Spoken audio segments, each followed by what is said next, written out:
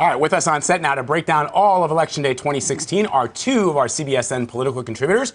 We've got Democratic strategist Lynda Tran and Republican strategist Kevin Sheridan. Good to see you guys. Good to see you. Good to see you. All right, so what are we watching for today, Lynda? Well, we're definitely watching Florida, as we've been talking about, but we're also watching the Latino vote more broadly. And so Hillary Clinton has, her campaign has talked a lot about how that vote is going to be key to whether or not she wins in particular states, including Florida, including Nevada, places, and being able to compete in places like Arizona. So what she needs to do is overperform Barack Obama and continue to do so in that group in order to pull out some victories there. You know, Kevin, Trump in a rally in North Carolina said that the U.S. presidential elections will be Brexit plus, meaning there's going to be a huge surprise here. It's going to be against the polls. What do you think? Well, let's remember that Brexit was actually leading in the polls. It just wasn't believed. And so for that to happen, there's going to have to be an extra, it would have to be a plus. Because right now, Donald Trump is down in the polls. The final poll that came in last night had him down, 2-3 points nationally, and very close in the states. I'm looking for the turnout between urban and rural, and then what happens in the suburbs with college-educated white women especially. How many of them stay home, or how many of them flip to vote for Hillary Clinton? They're reliably Republican usually. Let's see what they do this year. Kevin, it's interesting. There have been reports that people have posited what would Donald Trump do if he wins, or if he loses, what kind of a speech he would give. Would it be a speech that would reconcile, bring the country together? There's been a lot of divisiveness in this election. Or would it be something that would be more combative? And that's been posited if he doesn't win the election. We know you worked on the Romney campaign. Governor Romney did not write a concession speech because you guys thought you were going to win. I'm curious, how does a candidate decide when not to start writing that speech? Yeah, this is one of the toughest things anyone can ever go through, and only a few people will ever know what that's like, to come this close to the White House and not get there. And for either of these candidates, they don't want to think about that right now. So they're going to go up all the way to the point of 9, 10, 11 o'clock tonight. You think Hillary hasn't thought about it?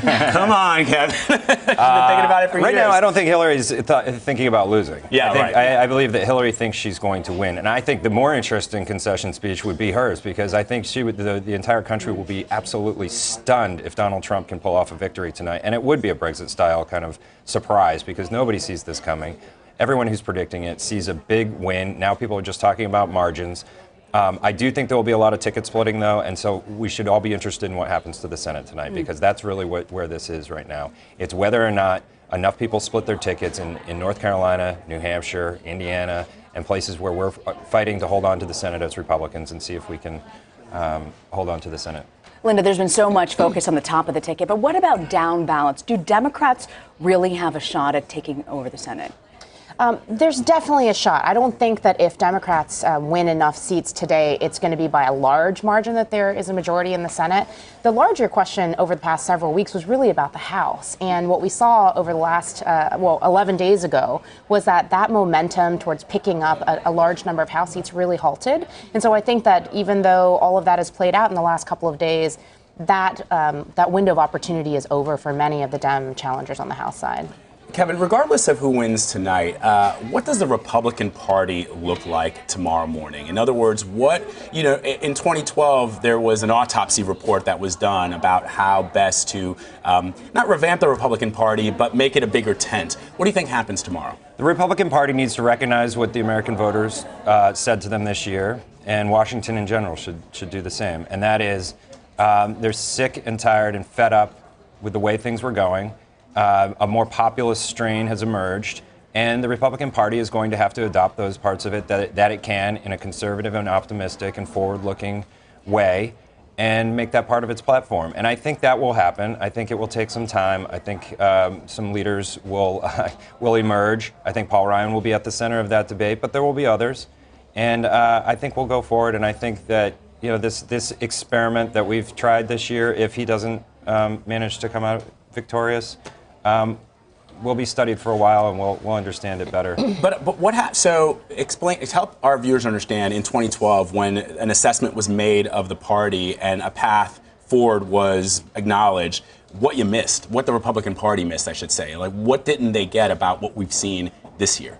Well, I think it was heavy on demographics and a little bit light on what the voters actually wanted. And so I think we need to do both. And the problem that we had in 2016 is that we recognized the fact that we need to not offend and not turn off certain demographics.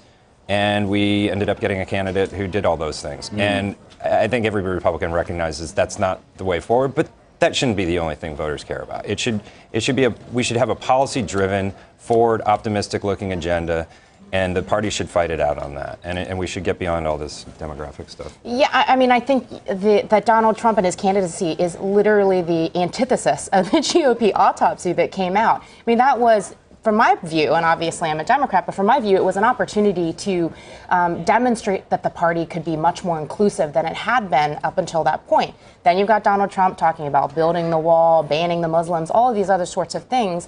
And I think there's going to be a significant tidal wave among communities of color. So we've talked a lot about African American voters. We've talked a lot about Hispanic voters, but we haven't talked about Asian American voters.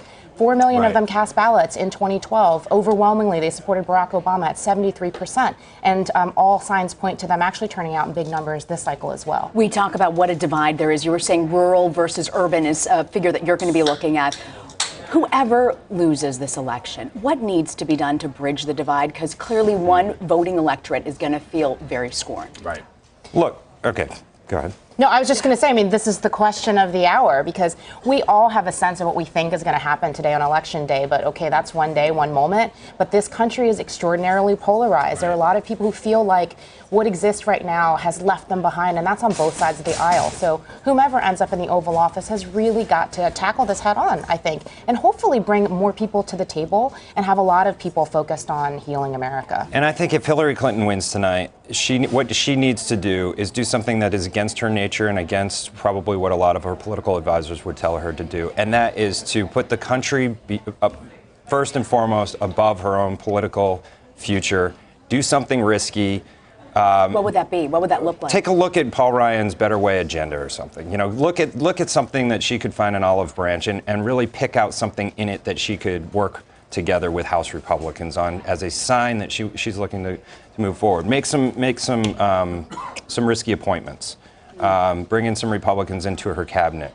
Maybe jettison some of her more controversial people inside of her inner circle and show that she really recognizes what people are saying, that they don't want more of the same, that they don't want 30 years of just the same old Clinton way.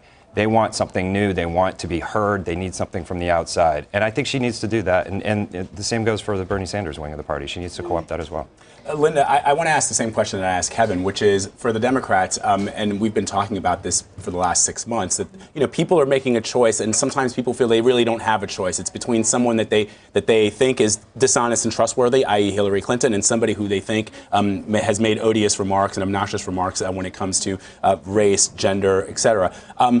Democrats, Donald Trump has said, look, for 40 years, the Democrats have been coming into your neighborhoods and they've been offering you what they say are solutions, and yet you find yourselves in many cases in African-American communities, in minority communities, in the same situations that you were, 10, 15 years ago. So is there going to be a recognition that needs to change, that perhaps the old school, the old liberal policies that were, that in some cases come from the Lyndon Johnson era need to be swept away, and we need to look at things, or the Democrats need to look at things in a different way? I think that's a really huge question. I would start by saying I do think that the Democratic Party has fought very, very hard over many decades to support issues that matter to communities of color, whether you're talking about education or access to health care, job creation, all these other sorts of things. And I think that Hillary Clinton's made pretty clear that she expects to make a part of her first 100-day agenda a lot of things that matter, especially to communities of color, but also more broadly to Americans. She said, her top priority is jobs and infrastructure. She wants to focus on criminal justice reform, something that has really been elevated,